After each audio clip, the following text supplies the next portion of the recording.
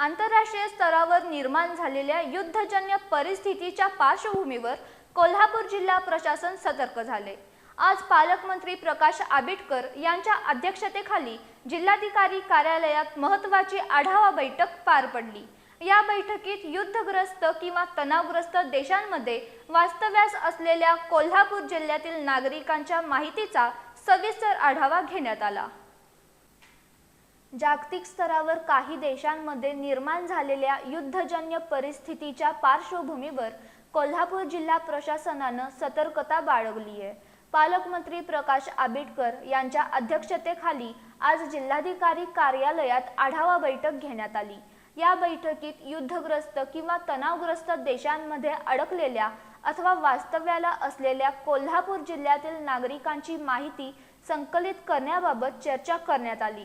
जिल्हा प्रशासन, पोलीस यंत्रणा तसंच परराष्ट्र मंत्रालयाशी समन्वय राखून नागरिकांच्या सुरक्षिततेसाठी आवश्यक ती पावले उचलण्याच्या सूचना देण्यात आल्या।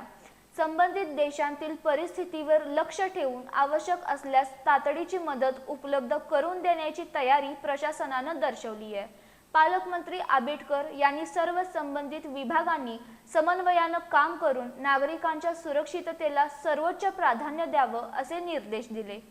ज्या ज्या ठिकाणी युद्धजन्य परिस्थिती अशा ठिकाणी असतील तर त्या सगळ्या लोकांना सुरक्षित पद्धतीने आपल्याकडे कोल्हापूर जिल्ह्यामध्ये आणावं आणि त्याचबरोबर जिथं असतील तिथं सुद्धा त्यांची काळजी शासन म्हणून आम्ही सगळ्यांनी घेणं गरजेचं आहे। त्यासाठी सुद्धा त्यांच्याशी संपर्क करावा। यासाठी प्रत्येक जिल्हा अधिकारी कार्यालयामध्ये सुद्धा स्वतंत्र सेल हेल्पलाईन सुरू केलेली आहे। आज या ठिकाणी कोल्हापूर जिल्ह्यातल्या हेल्पलाईनचा आणि स्वतंत्र सेलचा सुद्धा आपण आढावा घेतला।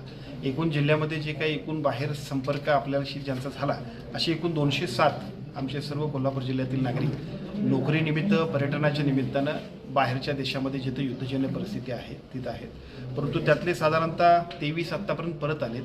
80 नागरिकसुद्धा उद्याच्या 6 तारखेच्या फ्लाईटनं आपल्याकडे येतील आणि बाकीचे जे सगळे 39 लोक जे नोकरीच्या निमित्तानं आहेत ते सगळेजण सुद्धा आपल्या संपर्कात आहेत, अतिशय सुरक्षित ते आहेत। एका बाजूला पालकांना माझी विनंती आहे आणि दुसऱ्या बाजूला बाहेरच्या देशात असणाऱ्या आमच्या सर्व नागरिकांना सुद्धा विनंती आहे, कोल्हापूर जिल्ह्याच्या सेलला सुद्धा आपण संपर्क करा।